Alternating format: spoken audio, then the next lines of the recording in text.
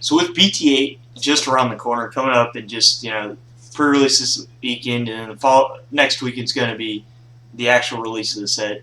We all know everyone's looking at X Antibody, Black WarGreymon, the new Mastamon deck, the Imperial Dramon deck, Armor Rush. But some people, and I'm like everyone else. I've got X Antibody, up proxy, ready to swap in the cards I proxy to test build with the new ones. I got Black WarGreymon as a personal favorite that I'm ready and going to go. And kind of, since everyone's putting out those deck lists, everyone's looking at those lists right now, I kind of wanted to take a step back to the first deck I worked on in Digimon, where I just upgraded the basic Red Star deck, because at the time, Black WarGreymon didn't really have a good set, so I went with WarGreymon, as he was my favorite from the original series.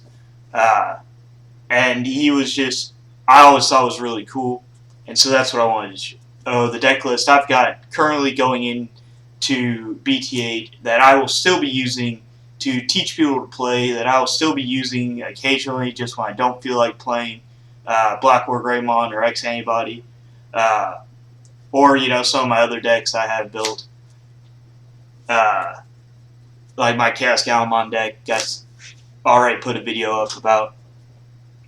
So let's begin. Obviously, our rookies are going to be Koromon. Honestly, this is the same 4 rookies I'll be using for Black WarGreymon. It's just all around a great rookie when you're playing a Greymon tribal-based deck. Just flat out, probably the best rookie for Greymon tribal. Or, not rookie, but in training Digi-Egg, As for rookies, level 3s, just because I don't want to buy another playset of the promo Agumons, I've got them in my Black WarGreymon deck. I'm running the Galmon Star deck Agumons. Just good. Your goal in Black WarGreymon, you're going to be swinging. In Black WarGreymon, you're probably going to be swinging into their dudes, trying to delete their unsuspended Digimon in battle. Whereas with this WarGreymon, all we're doing is trying to punch face. It's not a big deal. That this only applies when attacking them. We are also running 3 of the ST1 Agumon for the same reason. The 1K is not really relevant except for when we're swinging, so we're not really worried about the crackback versus our initial swing. We're running 4 of the on-play Agumon to dig, because the level 7 we're choosing to use is Omnimons, and instead of like Bond of Bravery. Even though Bond of Bravery is a neat and good level 7 to be able to use, it just thematically wasn't what I was going with for this deck build. So being able to dig for a Greymon and an Omnimon is just really good, and we want to have this on play effect to dig. And then to finish up the rookies, we're doing something kind of a little odd, a little off. It's kind of a spice tech on my decision on my part.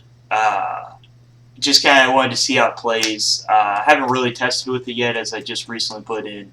But I do like the options I'll have when I draw this card. So I'm doing a single tech of the promo Agumon that on-play deletes, the purpose of which is to on-play delete a memory blocker or a cost reduce blocker kind of thing, as those prevent cards like Nokia, and they prevent cards like my memory boosts and the inherited ability of the MetalGreymon that I'm choosing to use.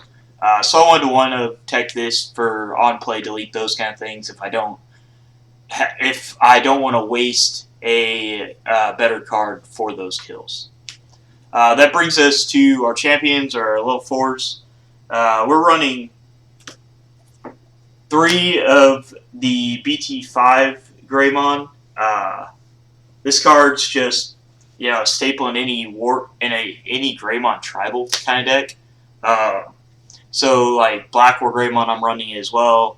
This one, I'm running it. This card is just a free Digivolution when you have a Nokia on the field, because you play him on an Agumon, you gain one back, you reduce the cost of Nokia, so you went from you paid only one to play him in the first place, and then you got that one back.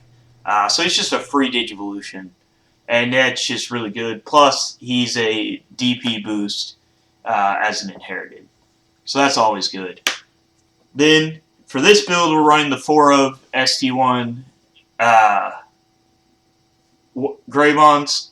This card's amazing in just about any red deck. Everyone knows this. Everyone loves this.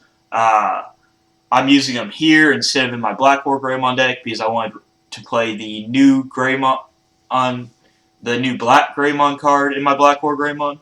So I'm using my 4 of playset here in this deck as just this deck's more of a wipe out their whole security and win in one go versus the Black WarGreymon deck, which is going to be board control and wipe out and defeat and wipe out their security in that manner. And then to finish up, we're running 2 of GeoGreys from the Galmon Star deck. And really the reason we're running this, even though they're not exactly thematically part of the deck, is that the GeoGrey is just a good on-play and security effect situation. When you get into situations where there's memory blockers or there's miscellaneous like rookies and things on the field that need to be answered or like something like that, it's just good to have this base removal plus a body coming out of security is always nice to have to get that extra like last swing in. Say they swing in, it's the last card is my GeoGrey, and I've already wiped out their security, and that was just the one extra guy I needed to get in there. So it's just nice having a body coming out of security. And while there is a Greymon that I could use that comes out of security as well, I would rather use the GeoGrey to possibly get a pop on a rookie or something. And that's it for the level 4s. Obviously, there's great fun and, running GeoGrey. There's great basics for running, Greymon. It is a little awkward running 9 instead of 10. But usually it's not really that big a deal, especially since I'm not overly concerned about seeing them, because I do usually end up seeing them. I do dig pretty good with the Agumon that digs for Greymons, and I do run a red memory boost in the deck, so I do see them well enough, and it works out pretty well. So going on to level 5s, we're running 4 of the BT7 MetalGreymons. I personally just really like this card because if I am suffering like opening hand, I don't have a champion or I don't have a rookie or something, but I do have a tamer in hand. This card can just be an on-play that feels bad giving your opponent 7 memory, but doesn't feel bad because you're giving them 7 memory to have both a level 5 and a memory setter. And so that makes up for the loss. I also believe that the inherited on this is really useful as being able to delete a Digimon my opponent has is incredibly easy when you're playing WarGreymon tribal deck. You're playing red. Half your cards say just delete, X DP Digimon, and it's just easy to delete stuff. So like this inherited to gain me a memory back is always really good, and that's another reason why we were running this Agumon to pop memory blockers, is this inherited would be stopped by those. Even though that's not necessarily a highly relevant thing, it is kind of nice to think about. Then we're running 3 Alterous modes. Anybody who's building any sort of WarGreymon deck should understand just how good this card is. Because this card's when Digivolving to pop thing is great, and then it inherits to give another, another couple DP, which is always great for a WarGreymon type build. And not only that, you can Digivolve one onto a level 5, and with a Nokia, that's a free Digivolution. So if you just need that extra draw, you just get that draw, or you can just stack inherited effects so that it can make an even better Greymon or an even better WarGreymon or an even better Omnimon as it gets to the top of the stack, just giving it that extra little boost. Most of the WarGreymon, obviously, the Omnimon's not going to benefit from the inherited, but ultimately it is great. That brings me to the final tech I'm running for level 5s, and it's just kind of a fun value thing for me from when I played it, when I pulled it, and it's a BT1 MetalGreymon, and this Greymon's just straight gas. It obviously that downside of giving your opponent 5 memory. Losing 5 memory is huge, but if you can jam this card down, swing for +2 security, and you're checking 3 security with just your MetalGreymon potentially, and that's just so good. Especially if I get this to where I have it digivolved from an Agumon and a Greymon, then I've got a boost. If I digivolve up to this from Koromon, this card's just able. I could potentially swing this in for 4 checks and have enough DP that odds are it's not going to die. And it's just sheer power, straight gas, easy wipe through your opponent's security kind of play, and it just makes up for its own deficit in that it loses 5 with such ease that it's completely worth it to play this card. Whether you play it as a 1 of or a 2 of, as I've seen some decks do, it's just a fun, nice little card to play. And it's just neat when you see your 1 MetalGreymon just swipe through everything and not have to worry about the fact you didn't draw your Mega, you didn't draw your WarGreymon, and you're kind of stuck at level 5. Plus this under an Alterous mode, is always nice too, because it survives or whatever, and it gets blocked, and then you're like, all right, Alterous mode, let's keep going, let's do it with the aim, move on. So it's always a good one to put under an Alterous mode as well. So this brings us to our level 6s. These are a little awkward, as I did something a little interesting with the text, as consistency in which WarGreymon isn't actually relevant in this deck, as it is with the Greymons and things, as there aren't really that great of choices amongst the other Greymons and the other MetalGreymons to choose. The consistency of those is straight. You want 3 or 4 of these, you want 4 of these. You don't really have a lot to choose from, a lot to think about. Both the Megas, we do actually have a interesting situation where I have one of this promo / not really here in America. Guess opening the boxes. These were a little kind of guaranteed, not really promos, but they're still promos, even though they took up a basic, rare slot. This one's just really nice to have because when digivolving, delete a 13k, which is great, and when attacking, delete 4ks. So your opponent can't even try and put small bodies on the field when you're attacking with it. And the on-play, being able to delete a big body is just really useful. Or not the on-play, but the when digivolving. Then we have a 1-of tech of this WarGreymon. Well, this playing with the BT5 WarGreymon is a 1-of tech because this one, digivolving, deleting a blocker, isn't always relevant, but is relevant enough to be a nice 1-of tech. This one also provides an inherited ability, which is always good when you do go into Omnimon. And then we are 1-of the starter deck. Well, my bad. I got caught off guard by the art.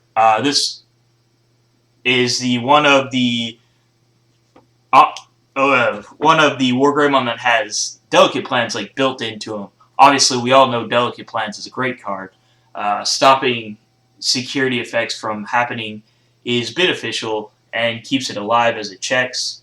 And so that's just fundamentally that's the reason we one up this one. It's great for that reason.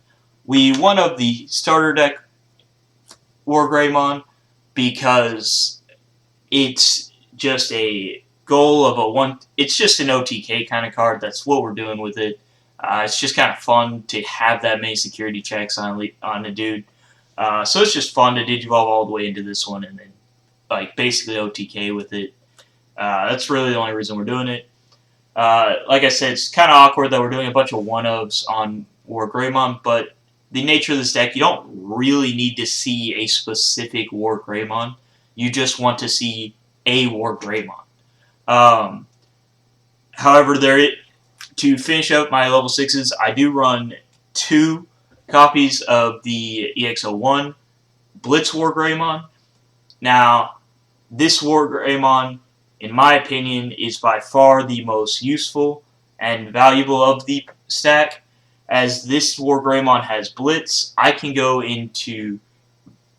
all the way up to Alterous mode, and then into a Blitz WarGreymon, Swing Blitz WarGreymon, cutting out at least 2 security in the turn while it's passing to my opponent's turn. The Blitz on this card is so valuable that I actually want to see this one more than I see any of these others.